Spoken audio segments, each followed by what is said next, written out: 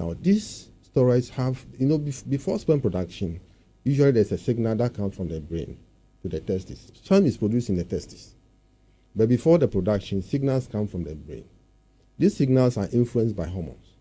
And so when you take supplements or food that contain these steroids, you suppress your brain signal that goes to the brain to say produce sperm. So you have many of these well-built men who come, and even though they are producing semen, but do not have sperm. And so when you break the news, it comes as a shock. So being stout is not equal to being very potent or fertile. Yeah. All right. So let me talk about this other thing. You mentioned the environmental factors. Yes. A while ago we were talking about galamsey and its impact on our society. We're talking about the water that people are consuming in rural areas, and even by extension where we are, the foods we are consuming, the fruits that we are eating. And we're talking about some heavy metals in there. We're talking about lead, chromium, and cyanide and all that.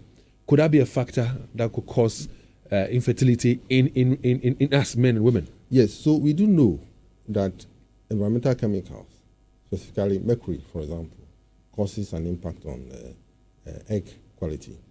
We also know that chemicals like cleaning detergents can cause problems with ovulation. I have not cited studies specifically related in Ghana that will say that this is a problem in this particular environment.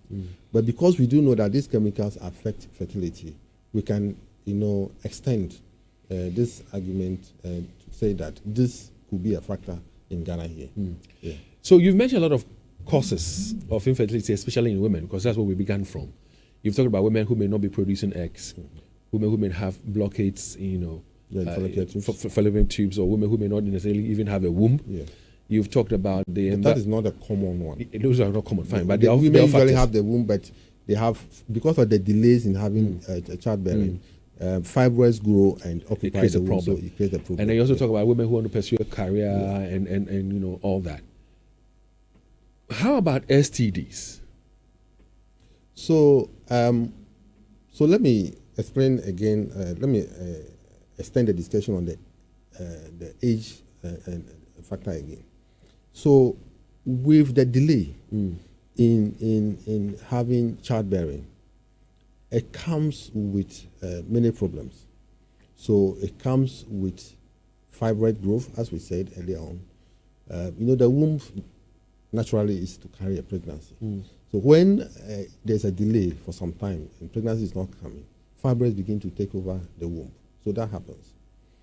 And as the woman also delays in settling down, it is possible that she exchanges partners. She changes partners. So that comes with accumulation of infections. So gradually with age, you will find that many women have accumulated a lot of infections. That can cause the blockage of the fallopian tubes.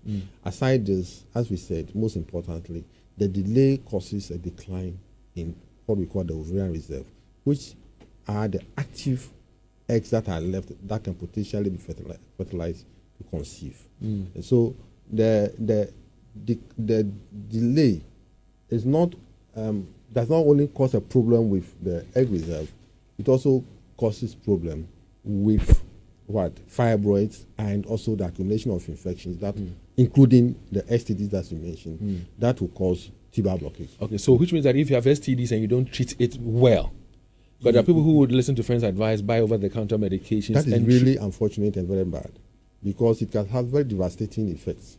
Women have only 2 fallopian tubes, and these infections, if not treated well, can cause blockage of both tubes, and that is the end of the potential to have a child. Even when you flush the tubes? The tube we are talking about is a very tiny, we are talking about a tube with the size of a hypodermic needle.